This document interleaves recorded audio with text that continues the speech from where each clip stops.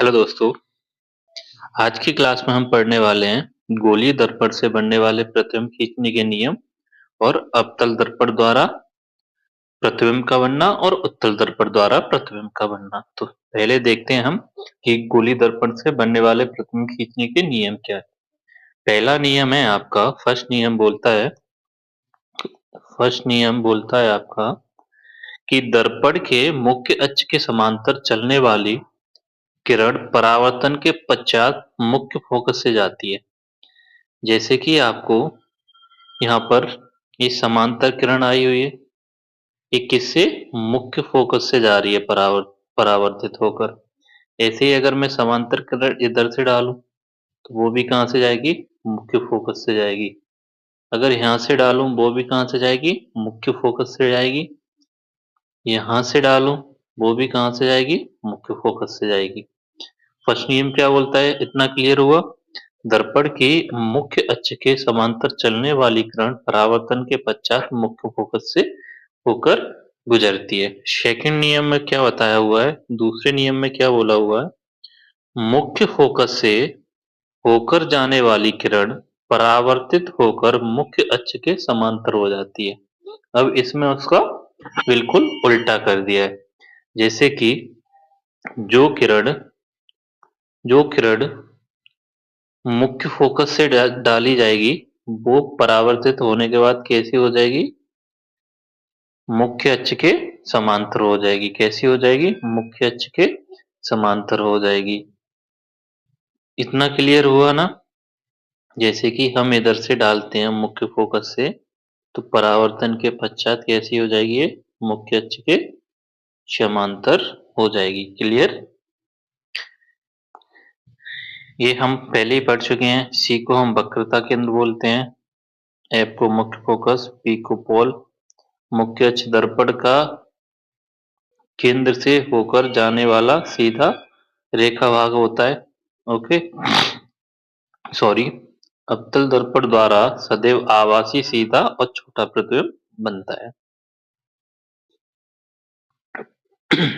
आइए देखते हैं अब अवतल दर्पण द्वारा प्रतिबिंब का बनना। आपकी बुक में टेबल दिया होगा एक, जैसे कि हमने ये वाला टेबल, किसी अवतल दर्पण द्वारा बिंब की भिन्न स्थितियों के लिए बने प्रतिबिंब। जैसे कि अनंत पर रखेंगे बिंब की स्थिति तो प्रतिबिंब कैसा बनेगा, यानी वस्तु की स्थिति अनंत पर रखते हैं तो प्रतिबिंब की स्थिति कहाँ रहेगी, प्रतिबिंब का साइज क्या रहेगा, प्रतिबिंब की प्रकृति कैसी रहेगी, किस पर डिपेंड करेगी, बिंब की स्थिति पर। अगर सेंटर सी पर रखेंगे तो कैसी रहेगी, सी पर रखेंगे तो कहां पर बनेगा, सी तथा एफ के बीच में रखेंगे, एफ पर रखेंगे, पी तथा एफ के बीच में रखेंगे। यानी कितनी कंडीशन हो रही है, first, second, third, fourth, fifth और सिक्स।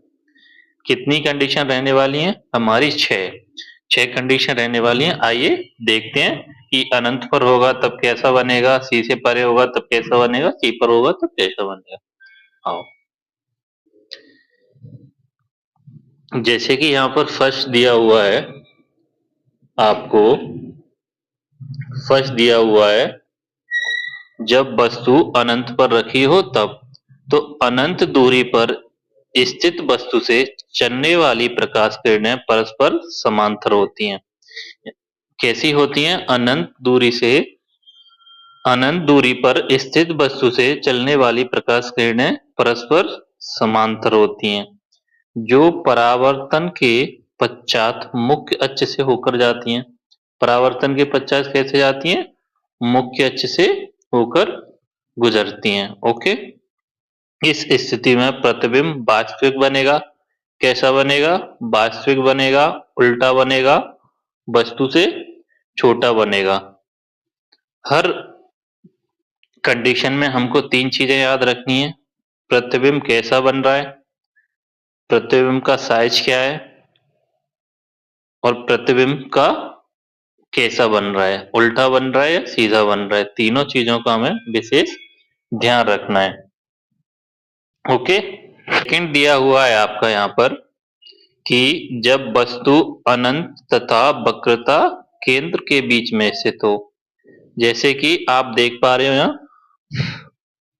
वस्तु अनंत और वक्रता केंद्र के इन्फिनिटी यानी अनंत तो कहीं भी मान सकते हो आप, अनंत और वक्रता केंद्र के बीच में हो तब जाकर आपकी इमेज कहाँ बनेगी,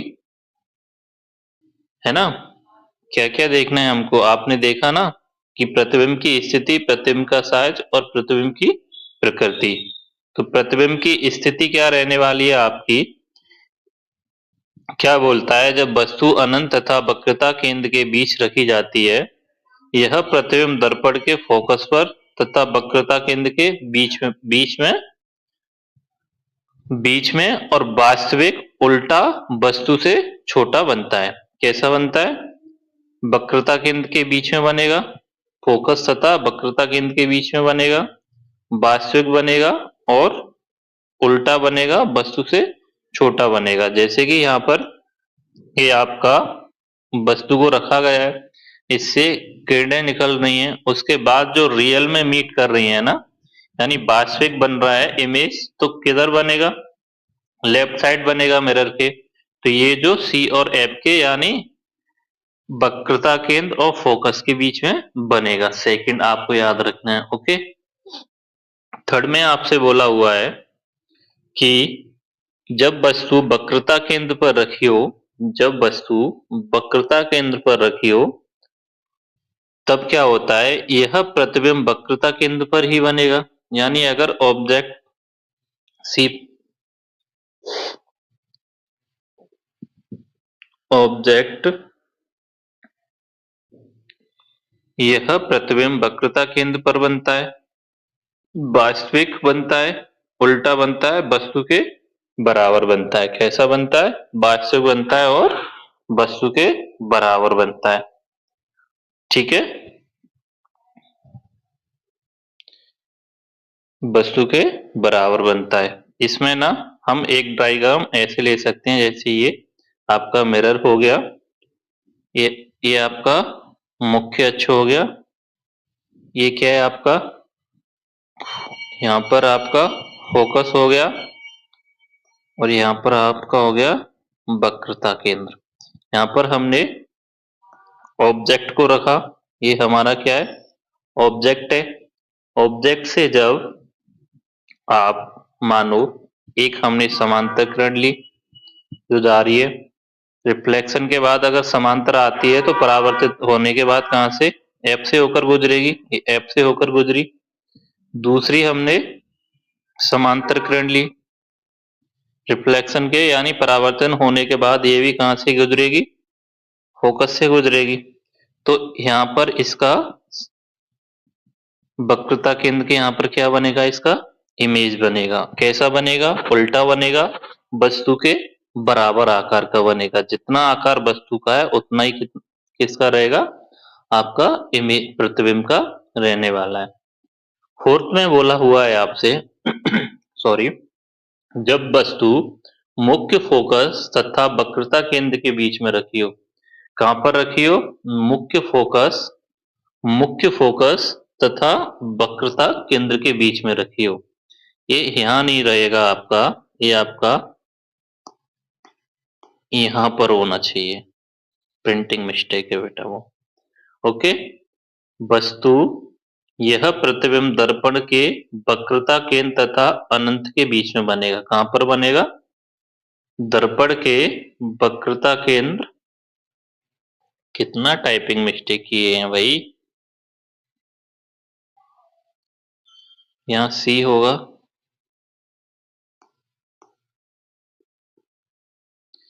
यहाँ पर सी होगा और यहाँ पर एफ होगा।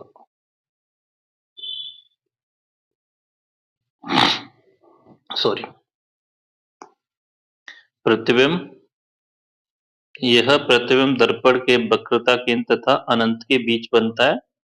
प्रतिबिंब वास्तविक बनेगा और उल्टा बनेगा, वस्तु के आकार से बड़ा बनेगा, जैसे कि आकार आप यहाँ देख पा रहे हो। ठीक है, जैसे जैसे वस्तु की फिफ्थ में बोला हुआ है आपसे, जब वस्तु मुख्य फोकस पर रखी हो तब कैसा बनेगा? वस्तु का प्रतिबिंब अनंत पर बनेगा और वास्तविक वास्तविक बनेगा।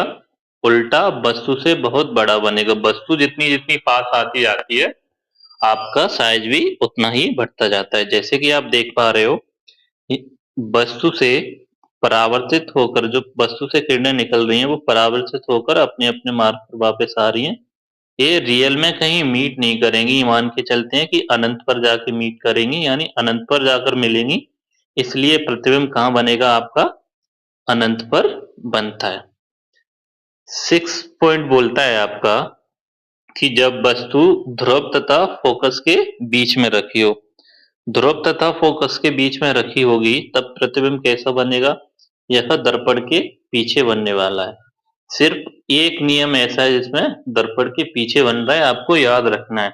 और दर्पण के पीछे बनेगा तो प्रतिबिंब कैसा बनेगा? आभासी बनेगा, सीधा बनेगा तथा वस्तु से बड़ा बनता है। कैसा बनता है?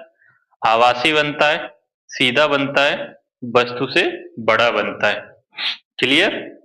क्योंकि ये परावर्तित होकर सीधी निकल जाती है, कहीं भी आगे चलकर मीट नहीं करती, मिलती नहीं है, तो हम मान के चलते हैं कि मिरर के पीछे मिल रहा है। तो ए कैसा बनता है? अगर मिरर के पीछे बन रहा है तो आभासी बनेगा, सीधा बनेगा। वर्चुअल इमेज जो आपकी रियल इमेज और वर्चुअल इमेज हमने सीखी थी ना, वही है ना। आभासी बनेगा, सीधा बनेगा तथा वस्तु से बड़ा बनेगा। आपको एक हैक देता हूं मैं इसमें, वो है कि जब वस्तु अनंत पर होगी, जब वस्तु अनंत पर होगी तब कहां पर उसकी स्थिति आएगी? फोकस पर आएगी। तब कहां आएगी? फोकस पर आएगी। जब अनंत पर होगी तब कहां आएगी? फोकस पर आएगी। और जब सी से परे होगी तब कहां आएगी?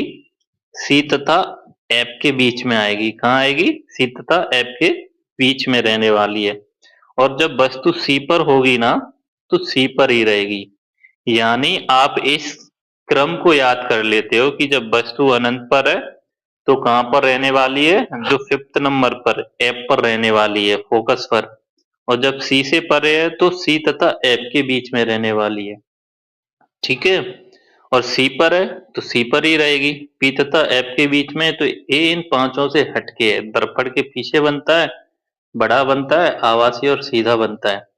इतना याद हुआ आपको? प्रतिबिंब की स्थिति, प्रतिबिंब के बिंब की स्थिति से ही आपको प्रतिबिंब की स्थिति का पता चल जाएगा। अब आप बोलोगे भैया ये तो आपने बता दिया, अब हम साइज कैसे याद रखें? तो साइज ऐसे याद रखना है कि दूरी जितनी ज्यादा होगी साइज उतना कम होगा। अगर अनंत पर है तो अत्यधिक छोटा और बिंदु के साइज का रहने वाला है। और सी से परे है सॉरी, आज थोड़ा गला खराब है, तो छोटा रहने वाला है। और सी पर है तो सेम साइज का, यानी बहुत छोटा था फिर छोटा फिर सेम साइज, यानी धीरे धीरे साइज बढ़ा। फिर सी तथा एफ के बीच में आने पर क्या हो गया? साइज बढ़ गया। क्या हो गया? साइज बढ़ गया। और एफ पर प्रतिबिंब का साइज प्राप्त नहीं किया जा सकता, बड़ा बनेगा। ये तो सबसे अलग ही है। अब देखते हैं हम उत्तल दर्पण द्वारा बनने वाले प्रतिबिंब की प्रकृति, स्थिति और आपेक्षिक साइज। जैसे कि हमारे उत्तल अवतल दर्पण में 6 बन रहे थे, इसमें सिर्फ 2 बनेंगे। ऑब्जेक्ट यानी वस्तु अनंत पर रहेगी और अनंत तथा दर्पण के ध्रुव के बीच में रहेगी। आप बोलोगे भैया ऐसा क्यों, इसमें 2 ही क्यों बनेंगे? तो आओ हम नीचे चलकर देखते हैं कि 2 ही क्यों बनते हैं।